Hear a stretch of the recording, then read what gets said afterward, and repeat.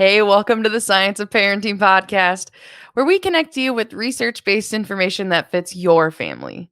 We'll talk about the realities of being a parent and how research can help guide our parenting decisions. I'm Mackenzie Johnson, parent of two littles with their own quirks, and I'm a parenting educator.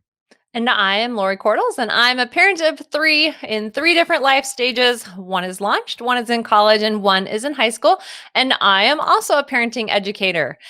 And this week, we are going to continue on with our new season of parenting approaches based on research. We started last week. We talked a little about those four beautiful optional words when it comes to reframing how we talk about our parenting. And this week, we're going to specifically zone in on this word respond. Yes. So, this research based approach to parenting is called the RPM3, right? So, that stands for Respond, Prevent, Monitor, Mentor Model. And remember, this came together from lots of researchers collaborating with the Eunice Kennedy Shriver National Institute of Child Health and Human Development, part of the National Institutes of Health. And basically, they all came together and they said, these are the really important parts of parenting, according to the research we've done. And so, as we walk through each of these parts, so right, today is on responding. As we walk through each of them, we just also want to remind you these parts of parenting are based on this lifelong perspective we have, right? Over time, it's not always about each individual moment we do all those things as much as it's about over time we respond and we do these other parts of parenting. So, when you think about it, keep Thankfully, that it's big over perspective. time, right? Yes. Thankfully, it's over time. Yes. So we're not doing everything perfectly. We learned in our last episode, well, hopefully we already knew that no perfect parents exist. Yes. But over time, lifelong perspective. Absolutely. And then also that idea that at the Science of Parenting, we want you to always remember that what works for some parents may not work for others. And it's all about your own reality. Yes. So you get to do this responding thing based on your own definition and your own understanding of your kids. Exactly. You're so right. So important. So let's just get started. I love to start with a definition. You guys All have right. maybe noticed this about me. Lori definitely knows it. So let's get to know what this word respond is about. So in order to tell you about respond, I actually want to tell you about another word that we know, reacting. So in the parenting research, we tend to look at reacting versus responding. So let me tell you about reacting. This is basically when we just go with that first gut instinct, emotion, reaction, feeling, words. It's whatever comes first. When we act on whatever comes first, that's what we call a reaction. Yes. This is typically based in emotion, right? It maybe doesn't have, we haven't maybe thought through all the things, just maybe what falls out of my mouth, as I like to say. So, if I'm running late and I feel like my child's not being cooperative, my reaction might be like, come on, let's go. We got to hustle. Maybe raising my voice, hustling us along. If I just cleaned, right? My co-parent and I just cleaned up and we come into the room to find a mess. My reaction could pretty easily be something like, all right, you got to get this cleaned up. I'm not cleaning this up. Right? That is a gut instinct. It's that first reaction and kind of without pause is maybe what I want to say with that. So that's the reaction, that first thing. And Laura, can you tell us about how that's different than what they're talking about here with responding? Yes. So a response then is we actually take a moment to ponder, consider, think, and maybe reorganize which way we're going even. Yes. We think before we speak, we think before we act, and we intentionally respond to what's happening. And I like that word in particular. Yes. So that intention. That idea that you said you and your co-parent just cleaned and now you walk in and there's a mess and you reacted and you said, what is going on here? A response to that situation might be something like, oh, wow, I see that we have a whole pile of blocks on the floor. Or, wow, I see that the kitchen counter is full of dishes. We have some work to do here. Who's gonna help clean this up? Um, that's a response. Like we stopped, we thought about it, and then we responded to what was going on. It's Mhm. more helpful and appropriate than a reaction at times. Yeah, so that I think that intention is really the word. If reacting is the emotion, right? That Mhm. first thing. And I feel like we talked about this a little bit when we talked about the behavior reaction cycle in a previous episode. But yeah, that Mhm. this reaction and is just like it's the emotion, it's what comes first. It is. And the response is actually like a second thing. And what might be your reaction might not ultimately be your final response Mhm. if we take that pause. Exactly. And then we also talked about reacting and responding when we talked about the temperament trait of intensity. Yeah, what about it? And if you look at that intensity trait, it's all about that gut reaction. And what is that first initial response and how does it feel? It's that Mm. reaction we just talked about, react. And Yeah. then thinking about our temperament, then taking a moment, depending on where our intensity falls on the continuum. How do As we you might remember, mine's kind respond? of high. How do we respond, right? Yes, so we know that our temperament and our intensity can play a role on how easy or hard it is to respond rather than react. But I also think of actually some research I was doing for some like another project is this idea of like what we attribute a behavior for, or like when our kids do Mm, something, what do we think the reason is for it? And so mhm, I think that's also an important part of how we slow down to respond. If I think my child is doing this to get under my skin, mm, yeah, my reaction looks different than if I think my child's like having a hard time. So I think that's a factor too in this reacting and responding. absolutely. Very much so. Mhm. Very much so. Mhm. Okay, so as we think about this, we've kind of really been I can even feel myself taking a stop, breathe, talk, break, right? And Yeah, so like this episode on responding is all about thinking about stop, breathe, talk. But I have a question. So when do you think it's easiest or hardest for you to respond versus react? Mm. Okay, so I would say actually when we're, like, with people, like, when we're with well, I guess not so commonly right now, but, when you're with groups of people, but when we're, like, out and about or with other parents or other kids, I actually find it easier to kinda slow down, and maybe it's because I feel like I'm maybe doing a little role modeling or, Mm. like, the accountability of how the other parents are on I don't know. I'm also very extroverted, so maybe I just have a little more energy when we're with people, but I when we're with people, I feel like I can slow down and be like, "Wow, those are big feelings," or Mhm. "You're having a hard time," and I can slow down and have that intention I wanna say intention for connection? Mm, Ooh. yeah, that's kinda what I wanna say, Mhm. versus, like, the initial reaction of, like, "Ugh." It kinda changes my initial reaction a little. It does, Yeah. absolutely. I would say it's hardest for me when I feel, like, overstimulated, which I've Mm. talked about before. I often feel that way at supper. There's Mhm. something about supper, right? Something about supper. Something about supper. I don't know if it's the noise level or what, but when I feel overstimulated, I my intensity creeps up, maybe, like, it creeps up on me, and so then my reaction is strong, and so it's harder to fight. Like, it's Mhm. harder to that when I feel overstimulated. What about you? When would you say it's easier for you to respond and harder for you to respond? So I think I have a little bit of edge here only because my natural temperament is less intense. Yeah. And so for my less intense temperament, I don't have big reactions. Like I don't go from 0 to 60 very fast. Mhm. Okay. But then when I do have big reactions, watch out, right? So for me, I think about responses are easier for me in highly emotionally charged situations. I think just because Okay. of my temperament.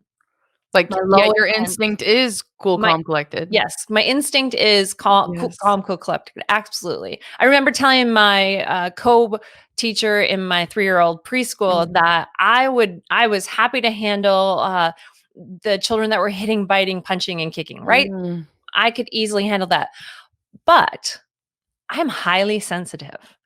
And so when a child is whining or when it's a very needy response, those are hard for me. Like those are times when I Mm. react instead of respond. Mhm. And that's frustrating as an early childhood, parenting educator.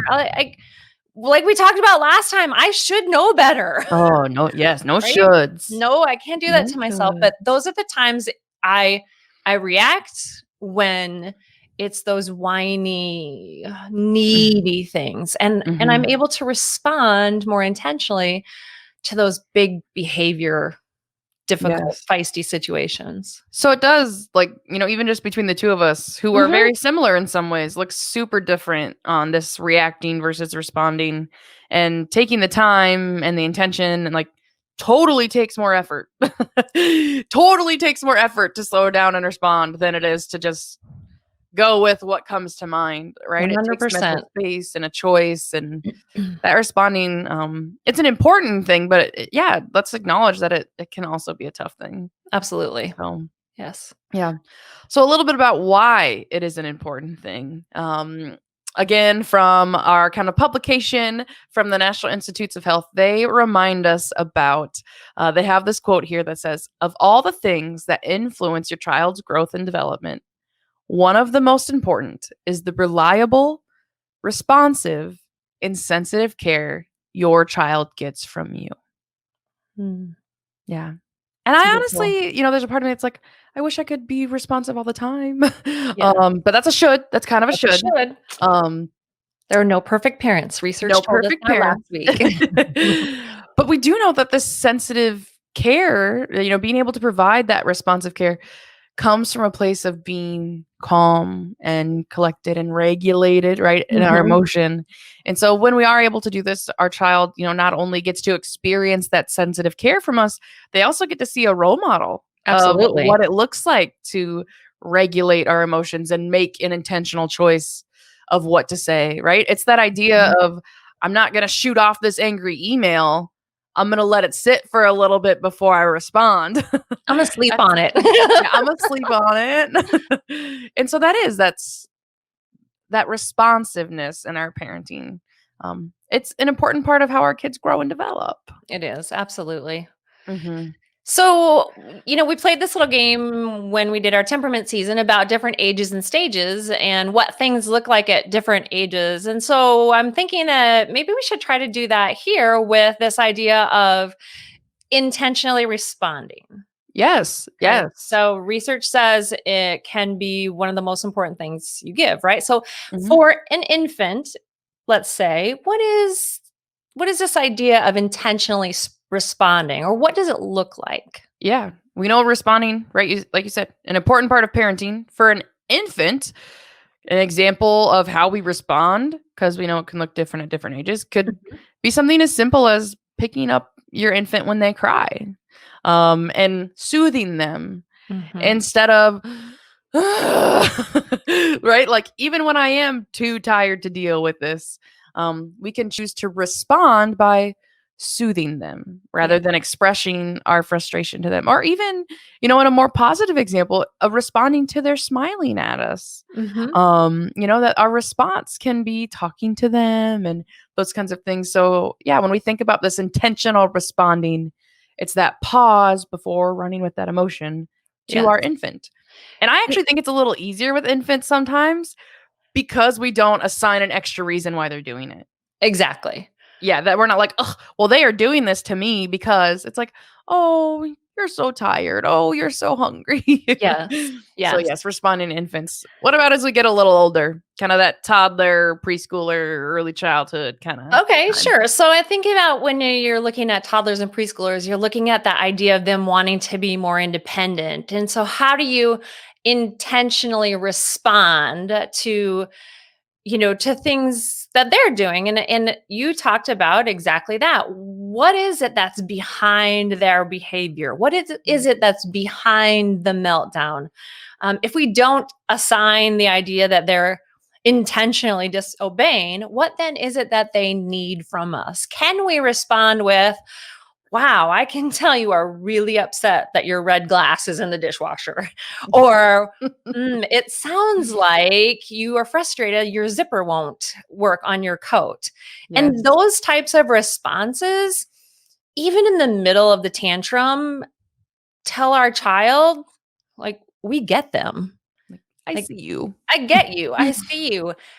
And, we can do that in a way that if we are right in the middle of fixing dinner or in the middle of a task that we have to finish before we attend to their needs, we can look at the toddler or the preschooler from across the room, wave at them, give them a thumbs up. We can respond to their need and even say something like, I see that you need my help. I am coming as soon as I, put the garbage back under the kitchen sink or whatever. It's Yes. that responding to say, I get you and I know you need something.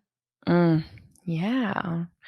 I'll say, well, and as we get a little older, right? So toddlers and preschoolers are really just kind of figuring out the rules of independence. School agers and kind of even preteens are really practicing it, right? Like they're They getting are. some more independence. They're having more time away from their parents and like activities or with friends. And so I think a kind of a common example or challenge, whatever you want to call it, when it comes to intentionally responding with our little bit older kids can come from, I picture like telling our parents a story. I guess I'm putting myself in the role of a kid. But like if your child is telling you a story about what happened and maybe you don't love what you're hearing, right? Like how they handled it or what they said to somebody or what their friends were doing and reaction could be something like, what do you mean you were blank? Or I can't believe that you, right? And so the responding a lot of times in this age can be waiting for more information, right? The choice to pause, right? I'm going to hold this emotion, this reaction I'm having. And it's that pause to say like, okay, so I guess I'm having trouble understanding how you guys ended up there. Or can you explain to me like what happened here? And that pause to kind of get more information before diving into, I can't believe you. Exactly. Kind of stuff. And so that is right. That's a choice and sometimes a hard one. But that's a choice to respond to our child. That builds our relationship and our trust with them. They can tell us stuff. And so that intentional responding, that's something we want is for them to tell us stuff. Yes. So those kinds of examples. I even think about like providing some flexibility to our preteens and school agers instead of like, this is the only way we've ever done it. It's like, okay, you're getting older. You're saying you'd like to do this thing. Yes. Even though my gut says no way, I might slow down and I'll consider that. That's a response rather than a reaction. It is. And that goes right into the idea of as they grow older, they're teenagers, they're young adults, and stopping to consider their perspective, consider what they're seeing in their environment, and offering them the opportunity to take on additional perspectives, to see additional ideas and thoughts. And instead of you sharing what you think it should be from your perspective, that's hard too. it is. You're responding by allowing their growth and development into a young adult to be able to say, I have some trust in how you're thinking. What are some other ways that we could think of? What if we listed out all the possibilities and there's those gut reactions of absolutely not. You are not moving to Europe, right? You're not moving across the country. But taking that breath, that stop, breathe, talk, and thinking about from their perspective, what are the things that they're seeing and hearing, and how might we expand their thinking? How might we engage them in expanding their thinking? Yes. Instead of just reacting with that, absolutely not. Yes, that reminds me so much of, last season when we talked to Mary Sheedy Krasinka about the Mm, flexible thinking. mhm. And yeah, my highly intense, very adaptable self with an older kid can easily be like, "Oh, well, you know what another idea is? So, like, instead of Mhm. your idea, here's mine." But Yeah. yeah, okay, that might be my reaction, but my response could be, "Okay, yeah, I see your perspective. Mhm. Like, what else could we consider?" Instead of, "Oh, you know what? You should try." Yeah. Yes. And honestly, research also shares with us about those moments of responding and that expanding your thinking. It talks about the idea that children need to spend positive, engaging, playful moments with us each day. It creates this special time where we're able to bond and, Mhm. spend time together in this I guess this climate of thinking together, right? Yes, yes.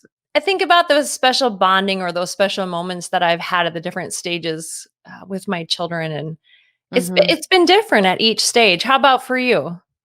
Yeah, so I've always heard this term called special time. Um, and I tend like, to me, that's a little kid phrase. I don't know, Yes, but our big kids need it too. it feels little. Yeah, it feels little.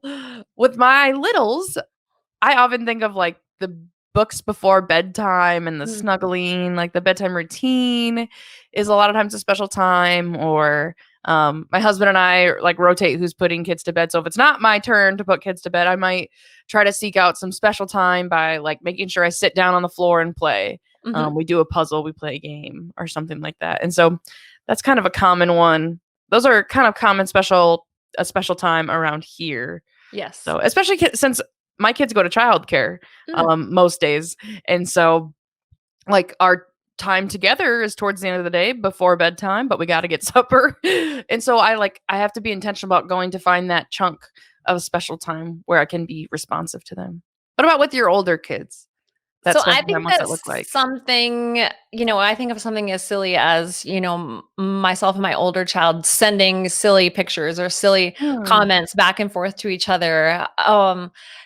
Just that idea that we connected, that we yes. had a special connection at a certain point in time that, made us both at the exact same time, whether we're even in the same state, smile together. Mhm. I love that. Oh, and I also even have memories of, like, sitting on the foot of my mom's bed, Hmm. like, and just I mean, probably just talking her ear off, if I'm honest. But to me, it was like that moment of connection where life was a little bit slower and there was time for that connection and that responsiveness. And so, yeah, that special time and that chance to I like that connecting and the Yes. intention in our how we respond, I think is great. Yeah. So, all Excellent. right. I was like, so that brings us to some strategies, It right? We've got does. some really great Yes. little nuggets here of, okay, we know reacting versus responding requires us to kind of slow down, have that intention. It's important. We can try to do this with special time. What do we do now that we know that? Well, a couple of tips specifically from the National Institute of Health. A couple of things are, you know, if we think about responding, we have to think about what is the answer to the question of why are they behaving the way that they do. And if Mhm, we can really think about that, that's very helpful in our responses. So, what are the reasons for our children's behavior? What emotions do we have that might be getting in the way and causing us to react instead of respond? mhm. And also Am along I that overstimulated at supper? Is that why exact I'm yeah. reacting this I way?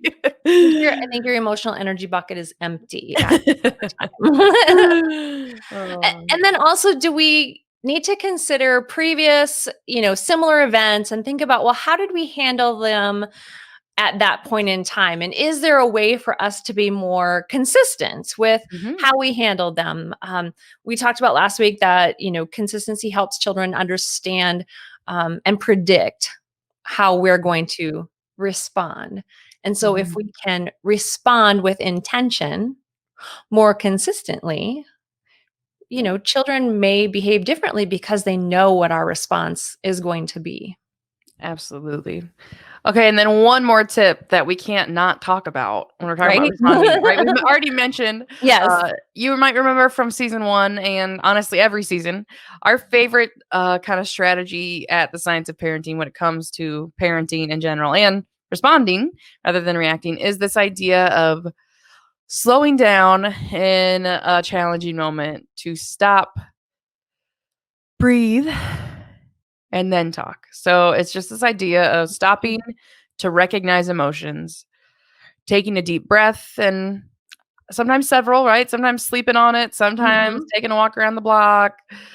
So whatever that breath looks like, that pause. So taking that deep breath, and then that's when we talk. And because we've regulated and slowed down, consider our emotions, we can speak with intention to our kids, right? What do I want the outcome to be of this interaction with my kids? So stop, breathe, talk is super important part of responding rather than reacting. I'll say, and Exactly. honestly, that's kind of like the perfect segue. It So we usually is. have our section here at the end where our producer, Kenzie DeYoung, comes in to ask us a stumper. We don't know what she's gonna ask. We And don't. so we kind of have to go off the cuff. And we call this our stop, breathe, talk space because kind of forces Lori and I to slow down, slow our roll a little bit as we Yes. roll through sharing this research with you. It's like, well, but wait, we've got a little question. We're gonna have to stop and think. What do you think, Yes. Ken? Are we gonna have to stop and think a lot today? You might. Ah, I need some help clarifying. Yeah, I'm not really sure what the right way to put this is, but Okay. I'm kind of grappling with this idea that you're telling me don't use your gut reaction, but often in life we're told to trust your gut or go with your gut. Which to me that means like use your gut reaction, right? So how can we align that idea of like trusting your instincts, trusting your gut reaction, trusting your gut, quote, but also like aligning that with responding rather than reacting. Does that make sense? I see your question. Like I see what you're getting at. yes. And it's funny because there was a part of my brain that as I said something about your gut reaction and intensity, there was this little trigger that was like, okay, but what about your gut sense, right? And I'm like, That's kind of like how do we align those things?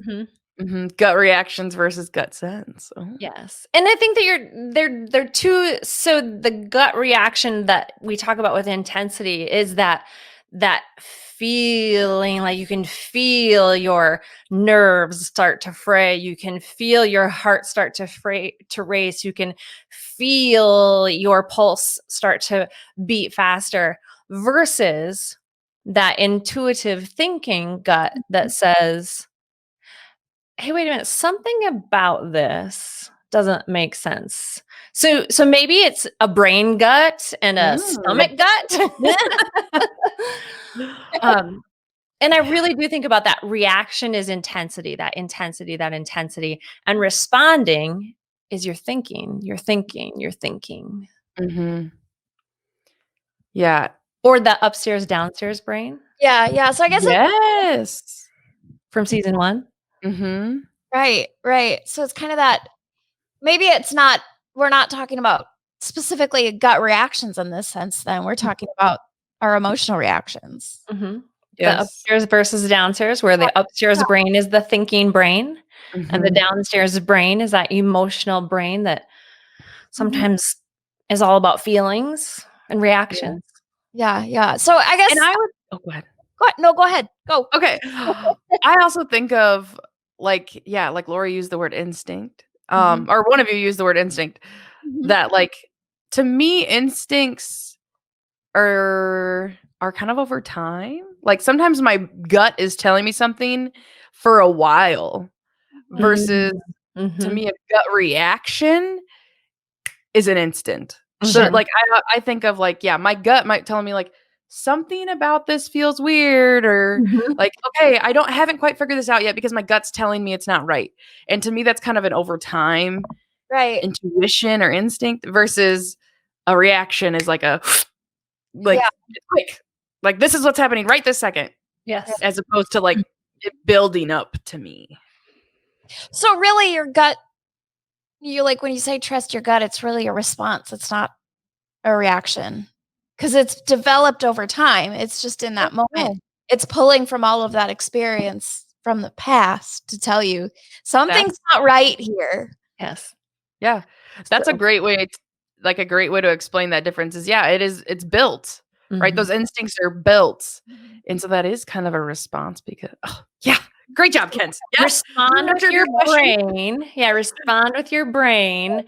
Don't Yes. react with your gut. Yes. Yeah. Yes. But Yeah. I guess I was just thinking, I'm sure other people would have that question of like, Yeah. wait, I've always been told to trust my gut. Trust You're my telling me, gut.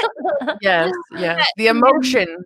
yeah, To let the emotion decide. Like, we're not saying don't feel it, right? You're allowed to feel frustrated. But if we choose to run right off that frustration as soon as it bubbles, my highly intense self could get myself in some trouble. you don't have that icky feeling, but that doesn't immediately mean you should start screaming.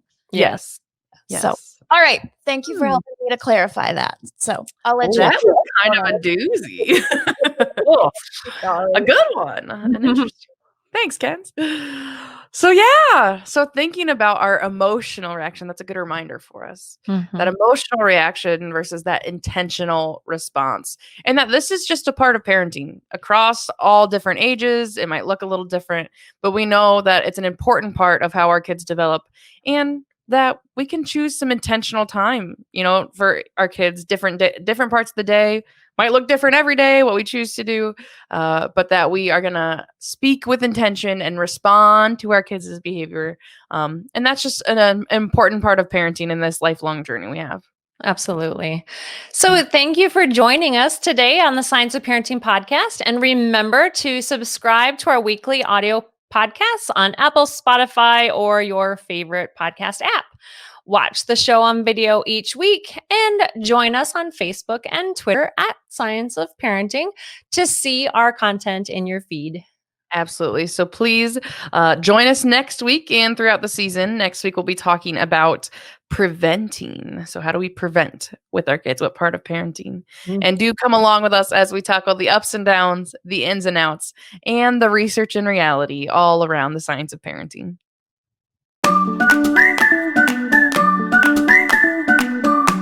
The Science of Parenting is a research-based education program hosted by Lori Haynes and Mackenzie Johnson, produced by Mackenzie DeYoung with research and writing by Barbara Dunn Swanson. Send in questions and comments to parenting@iastate.edu and connect with us on Facebook and Twitter. This program is brought to you by Iowa State University Extension and Outreach. This institution is an equal opportunity provider. For the full non-discrimination statement or accommodation inquiries, go to www.extension.iastate.edu/diversity/ext.